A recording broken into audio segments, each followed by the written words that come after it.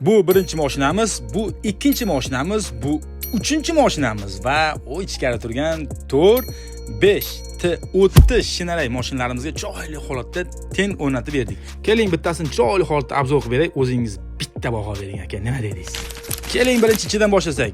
Tunukan tagiga ham chiroyli holatda panel qo'yib o'rganmiz va yon taraflariga ham 06 panellardan chiroyli holatda, germetiklarni ham ideal holatda chiroyli qilib sifatli bitirganmiz. Ko'rishingiz mumkin, turishidan ham sifatli ishlaganimiz bilinadi.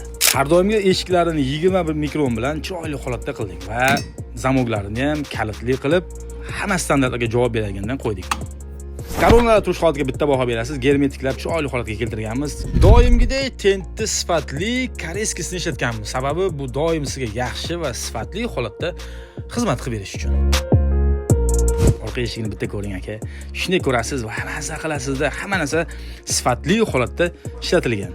Doim aytamiz sizga, eng arzoni sifatlisi bizda bo'ladi. Doimgidek dugalarni bonusga qilib berganmiz, har doimgidek va mana shu 4 ta gabarit chiroqlarni ham bonusga qilib beramiz. Turish holatiga bitta baho bering. Hammasi ideal holatda bitirdik. Aka, sizga ham xuddi shunaqa sifatli xizmat kerak bo'ladigan bo'lsa, pastdagi raqamlarga murojaat qiling.